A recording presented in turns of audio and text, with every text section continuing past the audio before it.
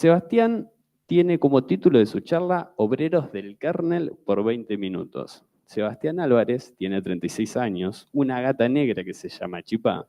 Es pergaminense y bonaerense por adopción desde 2018. Linuxero desde 1999 y está trabajando en el rubro desde el 2008. eBPF está en boca de todos, ya sean DevOps o Devs. Estas tecnologías nos permiten correr el código desde el corazón de Linux, su kernel. Vamos a meternos un rato y vamos a hacer algunas cosas interesantes en vivo. Con nosotros, Sebastián Álvarez.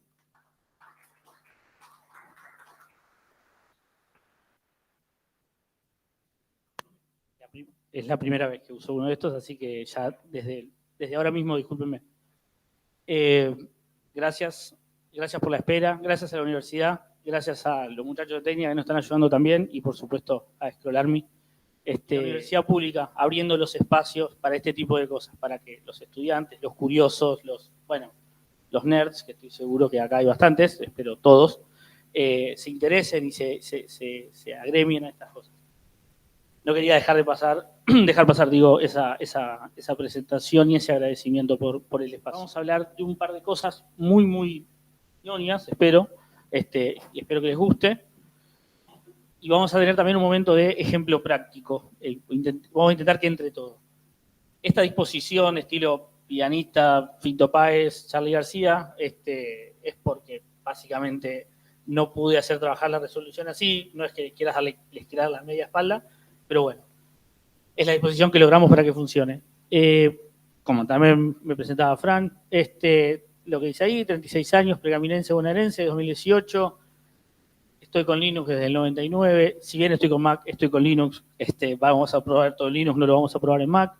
Trabajo como Technical Leader en Few Finance, que es una empresa donde escribimos motores de decisiones financieros.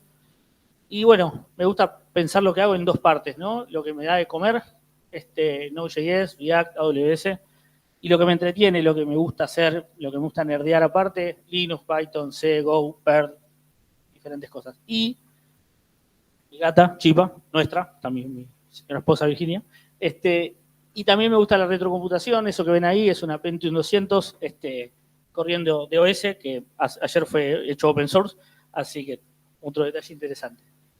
Bueno, vamos a ello. Primero un disclaimer para todos, va a haber escenas de ritmo explícito frontal, así que si hay adultos en la sala, por favor supervisen a los eventuales menores de edad, y los menores de edad, si no vinieron con su supervisor o su tutor legal, tápense los ojos. Así que vamos a ello. Nuestra agenda. Muy por arriba, soy muy malo escribiendo agenda, así que probablemente hay más ítems que los que estamos ahí, que los que estoy ahí describiendo, pero a grandes rasgos vamos a hablar de qué es el kernel, vamos a hablar de qué es eBPF, vamos a hablar de la suma de ambos y después saltamos a los ejemplos. O nuestra palabra clave que es la cháchara, no sé dónde está Fran, pero esa es la palabra clave para el apagado de luces. Bueno, vamos a lo primero, ¿qué es el kernel? El kernel. Bueno, yo me instalo Linux, me instalo Ubuntu, me instalo Debian, lo que quieran. ¿Qué funciona en el user space? Nuestras aplicaciones, nuestro código, Apache, nuestro navegador de internet, las aplicaciones, Spotify, VS Code, eso es lo que funciona en el user space. Vamos a hacer un ejercicio y yo, quizás hayan visto alguna otra charla mía, me gusta preguntarle cosas a los presentes, a ver si alguno sabe, así que eso va a pasar. Pero vamos a pensar un ejercicio mental sencillo. Agarro VS Code, supongo que lo usan, abren un archivo. Archivo, abrir, eligen un archivo. Ese archivo, voy a decir una obviedad, está en un disco duro. Como se pueden imaginar, la aplicación VS Code no puede ir al disco duro a buscar el archivo. Necesita decirle a alguien, por favor, anda a buscar este archivo por mí. ¿Y por qué? Por una cuestión que parece obvia, pero no lo es tanto. Y es que el archivo puede estar en red, puede estar en mi disco duro, que puede ser de estado sólido, puede estar en lo que sea. Obviamente VS Code no puede decir, voy a implementar todas estas maneras de abrir un archivo. Necesita que alguien lo haga por él. ¿Y quién es ese alguien? Es el kernel, es el corazón. Siempre hablamos de GNU Linux, bueno, es lo que está después de la barra, es Linux. El corazón, que es, entre muchas otras cosas, el kernel es quien habla con el hardware de nuestra computadora. Obviamente hace otras cosas también, pero una de sus principales funciones es esa, es abstraer a las aplicaciones que corren en el espacio del usuario, abstraer esa complejidad de cómo abre un archivo si está en un FTP, cómo abre un archivo si está en un pendrive, cómo abre un archivo si está en un disco de estado sólido o en un disco de los viejos con cabezal. De vuelta, VS Code no puede saber cómo hacer todo eso, se lo delega el kernel. Ahora, ¿de qué manera hace eso? Como le dice VS Code, abrime kernel, por favor, tráeme el component.tsx. A través de algo conocido como llamadas a sistema, o syscalls, o system calls, si le gusta. Las llamadas a sistema son, bueno, funciones que se disparan desde el lado del user space, desde el lado de nuestras aplicaciones, y hablan con el kernel y le delegan a él la responsabilidad de hacer estas acciones en nombre de la aplicación del lado del espacio del usuario. El lado del espacio del usuario es muy restringido, no puede acceder a la memoria, no puede acceder al hardware, de vuelta, el kernel lo hace por uno. Y acá hay algunas, y esto es lo que yo les decía recién, que me gusta el ida y vuelta. Acá hay algunas nada más, open, read, write, unlink, change mode, change on. Yo considero que hay algunos Linuxeros acá, y quiero saber si alguna de estas palabras las vieron alguna vez. Y si alguno las vio, que levante la mano y se anima y diga por qué o en qué contexto las vio. ¿Alguien quiere decir qué hace? Permite cambiar permiso de un archivo, ¿verdad? Hay un comandito y uno lo escribe y le cambia un permiso. Ese change mode, gracias, de fondo está del lado del, volvemos al anterior, ese change mode está corriendo acá, en el user space, ese comando change mode, y quiere cambiar los permisos, como decía el compañero. ¿Y de qué manera lo hace? A través de una syscall. ¿Con la syscall cuál? Con esta, change mode. Change owner también, podemos cambiar el permiso, podemos cambiar quién es el owner, el propietario de un usuario. Open para abrir un archivo, read, write, unlink, que es eliminar. Bueno. ¿Dónde entra eBPF en todo esto? Primero una historia cortita sobre eBPF, porque si bien es algo que se está hablando mucho ahora, tiene muchos años de recorrido. Arranca de forma teórica en el 93 con un paper que está linkeado ahí. Estas slides después yo las comparto. Arranca de una forma teórica. Alguien en la Universidad de Berkeley dijo, estaría muy bueno poder hacer que el kernel, en ese momento no era el de Linux, si bien ya tenía 2 años de recorrido, pero sí el kernel de BSD, que era un Unix, que hablaba hoy Lucho. Esta persona decía, estaría muy bueno que yo pueda escribir código custom y corra dentro del kernel. En ese tiempo se pensaba ¿para qué? Para tráfico de red. Para poder decir desde el kernel, este tráfico lo tomo, no lo tomo, y estos paquetes los filtro o no los filtro. Por eso se llama Berkeley, como la universidad, Packet Filter. Era solo una idea en ese tiempo, era un paper. 4 años después, con el kernel 2.17.5, alguien tomó esa idea y lo implementó como el backend de una aplicación que se llama TCP/DAMP. CI sysadmins es una aplicación que se usa mucho y permite ver el tráfico de red. Hay una línea roja, ahora voy a explicar qué significa esa línea roja. Saltamos a 2012.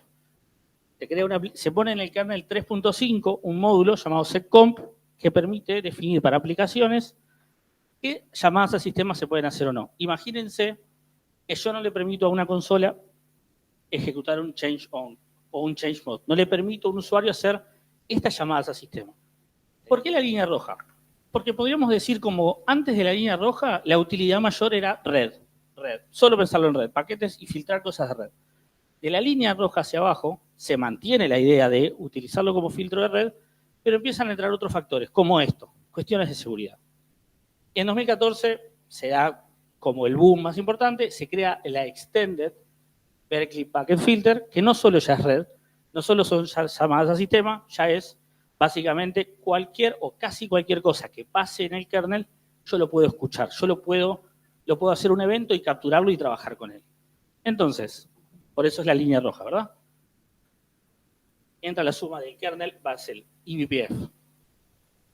¿Qué es básicamente? Es código que escribimos nosotros mismos, poder ejecutarlo dentro del kernel, en una pequeña máquina virtual. Cuando digo máquina virtual no piensen en VMware o QEMU o esas cosas, piensen más como la máquina virtual de Java o de Python, un intérprete en verdad. Lo puedo poner dentro del kernel y ejecutar el código que yo quiera. Que yo quiera, obviamente, tiene ciertas limitaciones.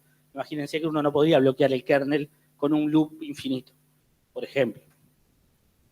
Entonces, esta imagen no es mía, pero me parece muy buena. Y de hecho da un poco vuelta como yo lo había armado. Yo había puesto el user space abajo y el kernel space arriba, pero la idea es la misma. No existe arriba o abajo, es una abstracción para un dibujo. El concepto es el mismo. Tenemos la system calls entre medio, pero se agrega un actor nuevo, que es el programa escrito en eBPF. Y es una obviedad, pero quiero que alguien se anime y me diga de qué lado está corriendo el programa eBPF, si del lado del kernel o del lado del usuario. Del lado del kernel. Muy bien. ¿Y por qué? Y eso nos genera algo genial. Estar en ese lado del kernel, como decía el compañero, nos da un lugar de privilegio. Por 3 motivos, pero por muchos más. Pero yo separo estos 3. Primero, performance. Cuanto más lejos estamos del kernel, más capas de abstracción. Cuanto más cerca estamos de las aplicaciones, más lento es nuestro programa. Obviamente uno dice lento, y no le parece lento, pero si suma los tiempos es más lento que estar dentro del kernel. Segundo, la visibilidad. Estando dentro del kernel, puedo saber todo lo que pasa. Puedo saber cuando se abre un archivo, puedo saber cuando se enchufa un dispositivo, puedo saber cuando viene una conexión de red. Veo prácticamente todo el sistema. Y tercero, y que no es tan destacado, pero a mí me pareció importante ponerlo, es que no tiene downtime. ¿Qué es el downtime? Cuando uno ejecuta una aplicación eBPF, se engancha al kernel y todo de ahí, y podríamos decir que desde ese momento en adelante funciona y no hay que reiniciar nada. Desde ese momento funciona, si está bien escrito, si no, no compila, y sigue adelante. No hay que parar el kernel, eventualmente reiniciar la máquina o la máquina virtual o el contenedor. Sé que hay muchos DevOps acá también. Vamos a hablar un poquito de Kubernetes, que no sé pronunciarlo. Y acá venía justamente la diapositiva. Porque si en algún momento buscan eBPF, van a ver que es casi obligatorio que aparezca al lado de la palabra Kubernetes. O Kubernetes, o no sé cómo lo pronuncio. Que es una tecnología que no manejo. Pero, ¿por qué se lo ve tan asociado a Kubernetes justamente? Porque Kubernetes maneja un kernel también, que es el kernel del sistema operativo. Entonces, lo interesante del uso de eBPF con Kubernetes, y no me voy a extender en esto porque no soy para nada experiente, pero los contenedores que están dentro de los pods de Kubernetes comparten el kernel. Entonces, si yo pongo una aplicación eBPF, todas mis aplicaciones que corren en los contenedores van a ser beneficiadas por eso. Pero no es porque eBPF sea algo de Kubernetes, sino porque eBPF es algo del kernel, como les decía recién. Y ahora sí, basta de chachas. Tengo un Fedora corriendo, un Fedora es una versión de Linux, en la misma máquina, y estoy conectado por SSH a través de ella, y tengo 3 ejemplos de aplicaciones eBPF.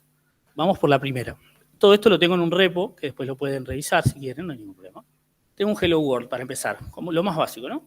Se escribe en C, así que si están viendo C en la universidad van a encontrar bastantes cosas, pero necesitamos 2 lenguajes para escribir estas aplicaciones. Nuestro módulo de eBPF, que se escribe en C, como les decía, y luego otra aplicación que carga nuestro programa en el kernel.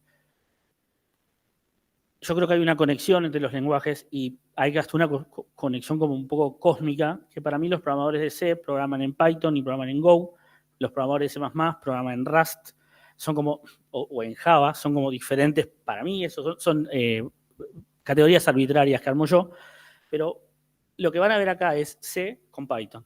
Primero nuestro módulo de BPF, ultra mega sencillo. Un Hello World y nada más, lo más simple del mundo. Ahora, ¿cuándo se va a ejecutar esta función en el kernel? Bueno, vamos a verlo. Eso lo defino en mi programa manejador o mi programa de Python, que está acá.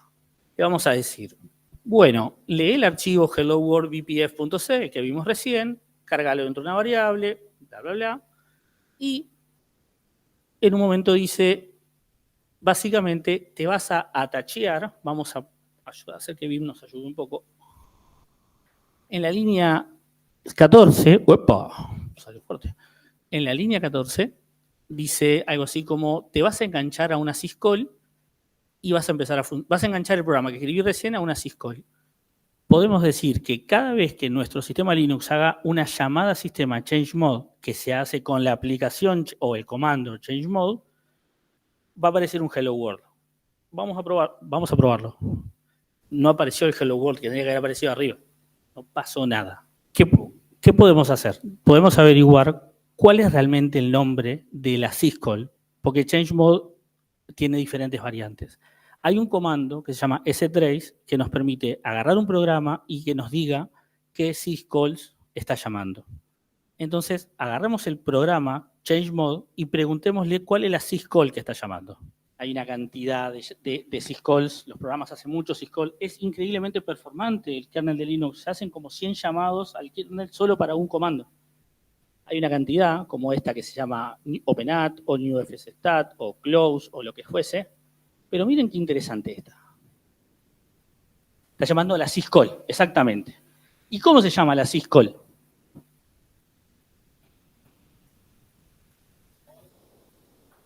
Exactamente. Que no fue lo que escribí yo. Yo escribí, como ha dicho el compañero, chmod. Entonces, actualicemos el nombre de la syscall. Matamos nuestro Python, lo volvemos a levantar y ahora intentamos hacer un chmod. Ahora sí. Cada vez que yo hago un chmod, me sale arriba un hello world. Imagínense, para los que son DevOps, poder decir, nadie en el mundo puede leer este archivo. Y si alguien lo lee, quiero enterarme. Como estoy adentro del kernel, puedo escuchar todo lo que pasa. Acá lo único que estoy haciendo es, si alguien hace un chmod, le syscall chmod, pongo un hello world. No tiene ningún tipo de utilidad. ¿Tenemos un ratito más para mostrar una más? Vamos a hacer una segunda un poco más violenta. Tenemos dos archivos, mi driver y BPF. Vamos a ver el código de este nuevo. Este es un poquito más picante. Básicamente esta función que se llama syscall openat, ahora vamos a ver cuál syscall es openat, lo que está diciendo es, bueno, cada vez que el sistema emita un openat, que es la syscall que se llama cuando alguien quiere leer un archivo, cuando alguien quiere abrir un archivo, o sea, cada vez que alguien quiera, porque uno dice, pero el archivo solo se abre cuando lo quiero abrir.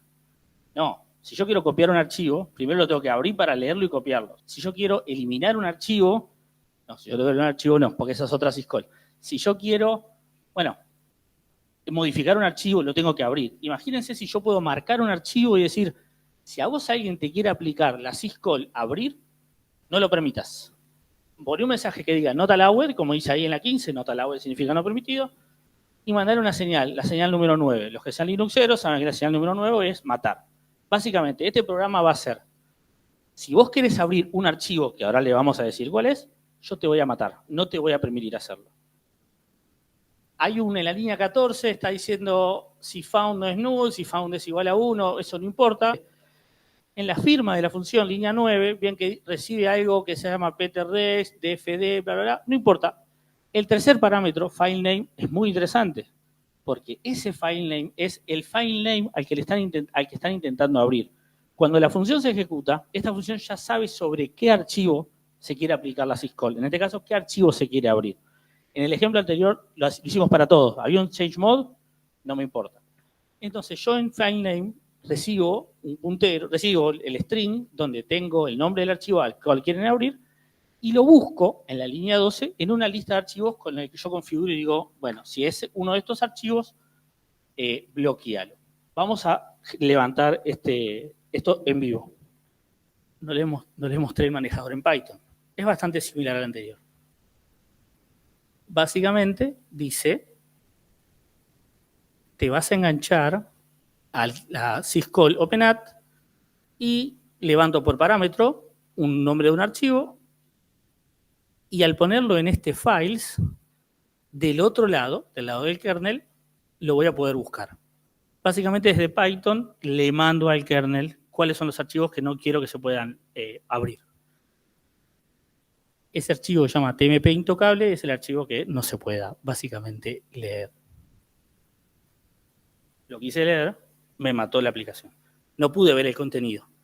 Y me dijo, alguien quiere abrir el archivo. No me lo deja hacer. La primera idea, me hago root, soy súper poderoso, puedo ir al archivo. Tampoco puedo. El último, prometido. Este es bastante más fuerte. ¿Conocen el comando ping para hacer un ping a otro? Bueno, arriba de BPF hay un estándar que se llama XDP, que básicamente es como un BPF envuelto para red, pensado 100% para red, con utilidades pensadas para red. Este XDP me permite, básicamente, agarrar el tráfico de red, los paquetes, uno por uno, y tomar diferentes decisiones.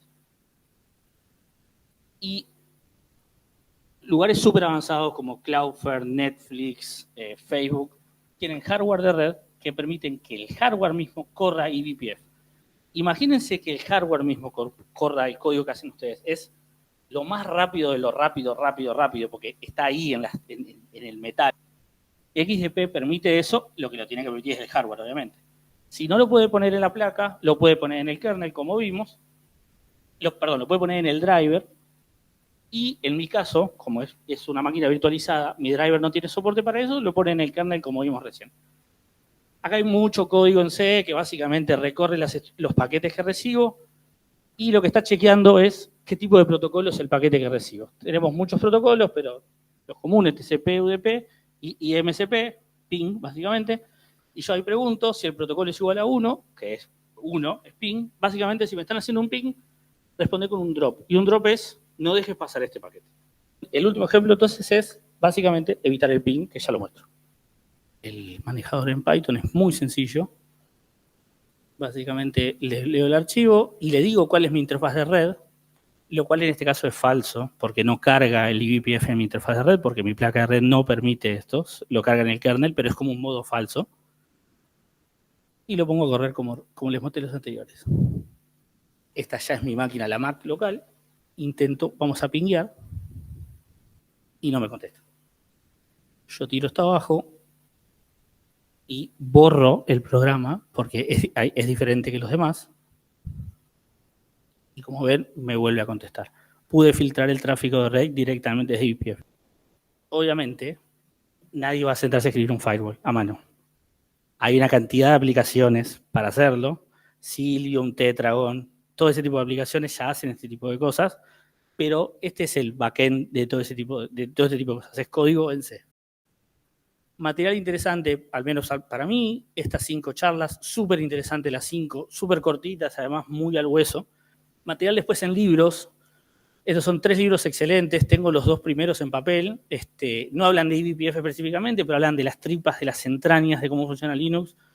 Y me parece interesante que, de vuelta, para comer, Node.js, React y AWS, pero para divertirse, ver otras cosas más a fondo, entender otras cosas que después nos ayudan en nuestro día a día laboral, aunque sea para entender desde otro lado las cosas que usamos. El último, Learning eBPF, la foto es falsa, la saqué de internet, no tengo el libro, pero el libro se puede descargar de internet no pirata con poner tu mail. Es de una empresa que se llama Isovalent, que ahora fue comprada por Cisco, así que por eso liberaron el libro. Ese libro está muy, muy, muy bueno. Si quieren llevarse un recuerdo, los aliento a que capturen el código QR y lo voy a dejar ahí en pantalla. Y vuelvo para atrás para que lo vean. Y yo sé que pensaban que nunca se iban a ir de acá, pero están a punto de ser liberados en este momento. Así que muchas gracias.